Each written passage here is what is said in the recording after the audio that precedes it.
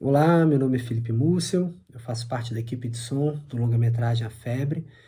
Me pediram para fazer esse vídeo para falar um pouco sobre o trabalho de som direto e de edição de diálogos, né, que eu fiz no filme, além de ter feito também colaboração no roteiro e fiz o desenho de som do filme como um todo, né? Bom, A Febre não é um filme falado em português, essencialmente, né? É um filme muito mais falado em tucano, que é um idioma franco dos povos do Alto Rio Negro, que é a região da onde vêm os atores do filme, que são todos nasceram em aldeias, né? E vivem na periferia de Manaus, e os seus personagens que eles interpretam têm também essa mesma origem, né? Bom, o tucano não só era um idioma que nós, no set de filmagem, durante todo o processo de pré-produção do filme, não entendíamos, né?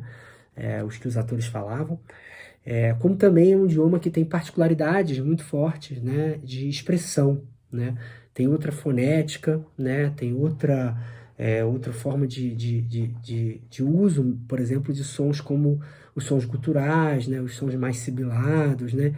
Esses sons, muitas vezes que a gente, na edição normal, né, acabamos tentando limpar ou suprimir, né? Para o tucano, muitas vezes, eles são uma forma de expressividade, né? Eles dão, muitas vezes, a intenção de uma fala, né? Quando um som de uma mesma palavra vem de forma mais gutural ou de forma mais sibilada, né?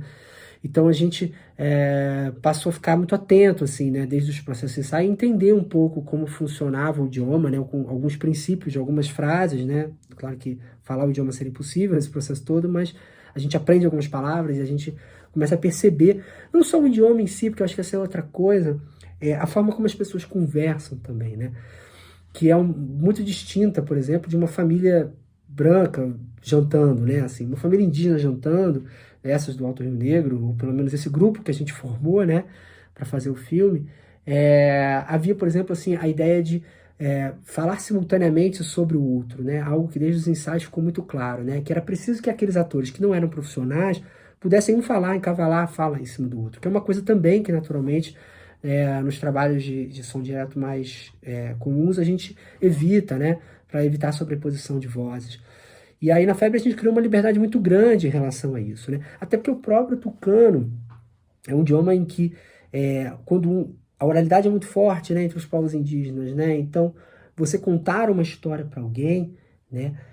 Aquilo ali, esse processo de contar, né? Ele não é solitário. A pessoa que ouve também costuma responder muito e muito permanentemente ao que o outro está contando. Então tem uma cena no filme, quem viu vai lembrar que são dois irmãos conversando, né? O protagonista e o irmão dele.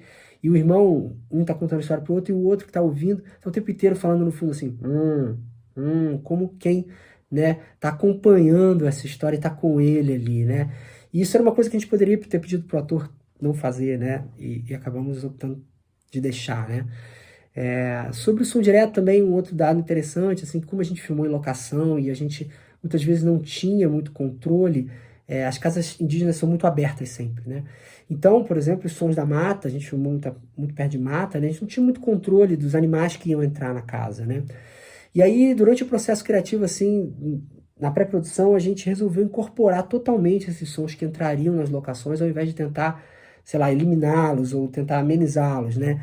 Então a solução foi simples e comum, né? Que a gente colocou um microfone estéreo, quase todas as cenas na casa do personagem tem um microfone do lado de fora, de modo que a gente captava também o som direto síncrono, né?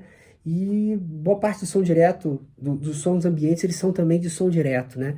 O que traz também um certo delay em relação a esse microfone que estava distante e cria uma estética interessante para o filme, né? Como também a textura desse som, o reverb que ele chega, né?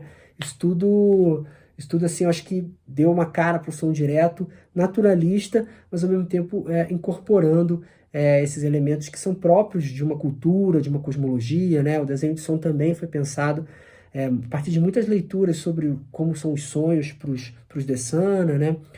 Enfim, acho que é isso. Não tenho tempo para falar muito, mas se a gente tiver a oportunidade, quem quiser procurar, fico muito feliz de ouvir, de conversar mais sobre o filme, tá bom?